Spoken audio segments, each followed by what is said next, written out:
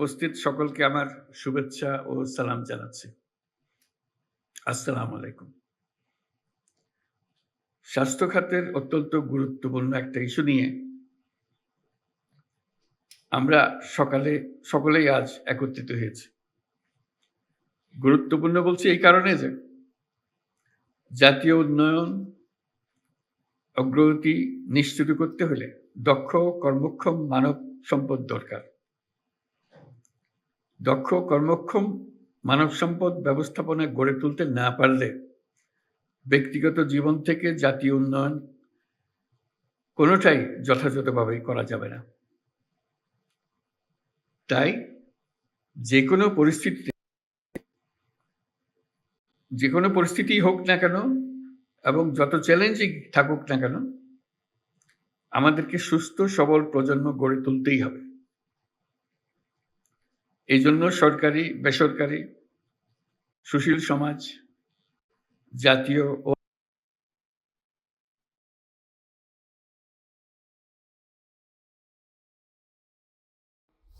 মানুষ সকলের সক্রিয় অংশগ্রহণ প্রয়োজন।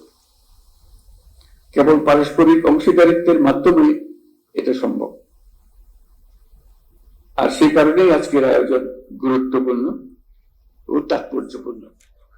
যেহেতু আমরা সবাই একসঙ্গে, সারা সরকার একসঙ্গে বিষয়টির মোকাবেলা করতে চাই। পৃথিবীর প্রায় সব দেশেই অসংক্রামক রোগ দিন দিন বিস্তৃত হচ্ছে।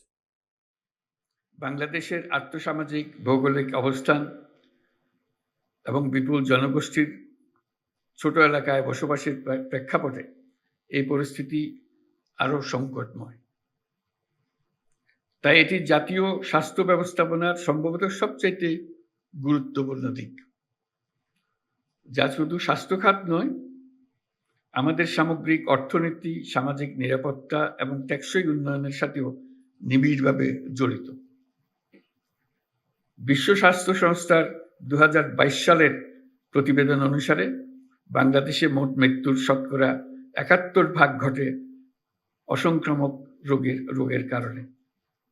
এর মধ্যে শতকরা 51% মানুষের মৃত্যু হয় 70 বছরের বয়সের নিচে, যাকে আমরা অকাল মৃত্যু হিসেবে বিবেচনা করে থাকি।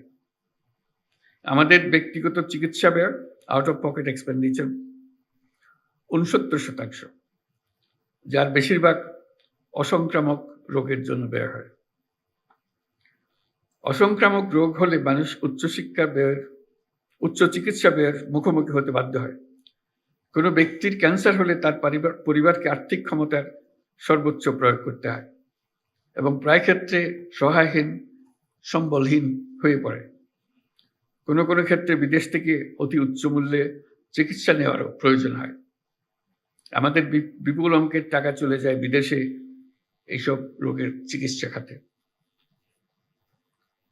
তাই অসংক্রামক রোগের চিকিৎসা ব্যবস্থাপনা যেমন উন্নত হওয়া জরুরি, তেমনি রোগগুলো যেন কম হয় অথবা একেবারেই না হয়, সেজন্য উপযুক্ত জনসচেতনতা এবং প্রতিরোধ এবং নিয়ন্ত্রণ ব্যবস্থা গড়ে তোলা দরকার।